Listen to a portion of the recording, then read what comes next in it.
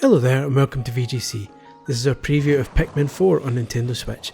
This was originally written by Andy Robinson and has been made for video by me, Chris Scully.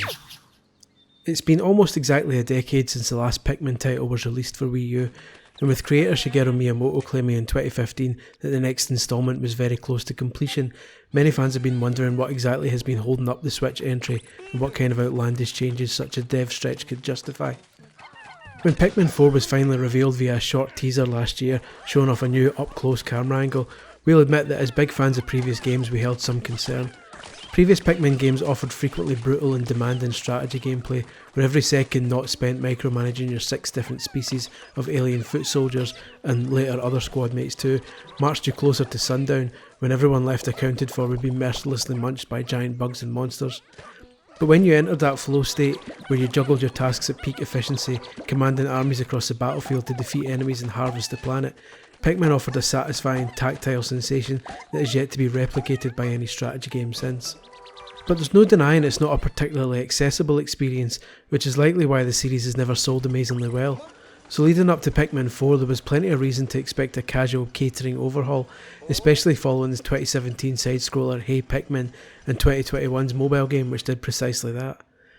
At a recent hands-on event, a Nintendo rep did state that one of its goals with the new game was to create a more accessible and less stressful experience than previous games.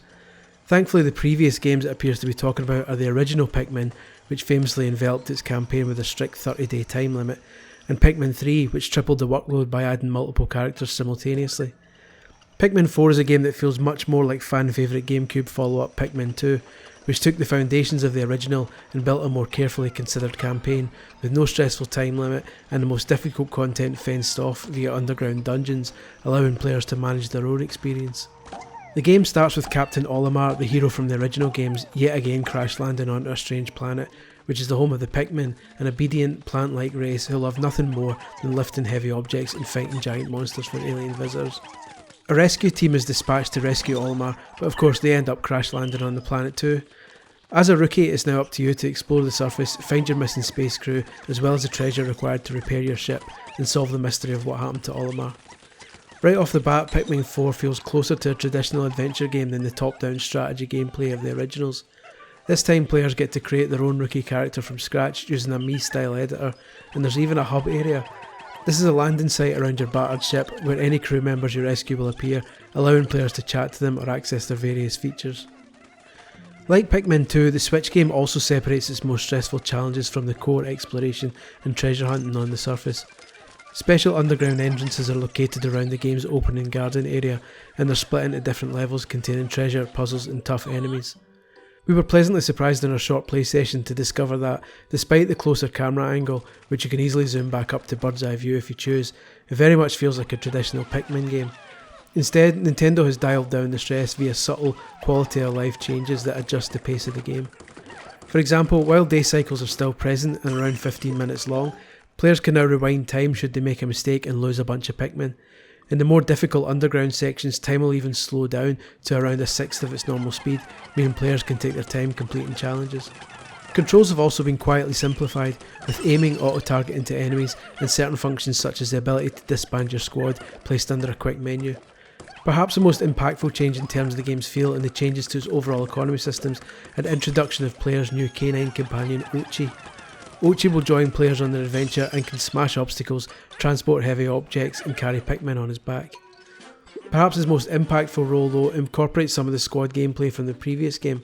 Players can use a quick menu to order Oatchi to sniff out treasure as stranded crewmates, and you can also order him to parts of the environment using your minimap. So if you want, you can use Oatchi just like a super strong Pikmin, but it feels like he could be more useful when treated as a squad mate. In terms of resources, collecting pellets and taking them to your onion will again grow more Pikmin, but at the start of the game you're now limited to just 20 who can be out in the field simultaneously. In order to increase this, you'll need to find a new item called Flarlick Bulbs, which will increase the number of Pikmin you can take out by 10. The giant treasure you find, which comes in the form of fruits, toys, household items or even Nintendo consoles, also plays a different role. For each piece you collect you'll earn fuel for your ship, which eventually will allow you to unlock and reach different areas. In addition, Pikmin 4 introduces raw materials. In previous games, players had to find specific pieces in the world in order to repair bridges or similar obstacles to progress in an environment. Now you'll collect raw materials during the game and have to decide where you want to use them. Pikmin 4 evolves the series gameplay in a lot of subtle but meaningful ways then, and that's before we're able to try out the new night missions, which introduce glow-type Pikmin and the 2-player Dandori challenges. You'll get to try out the game yourself when a demo hits the Nintendo Switch eShop this Wednesday, June 28th.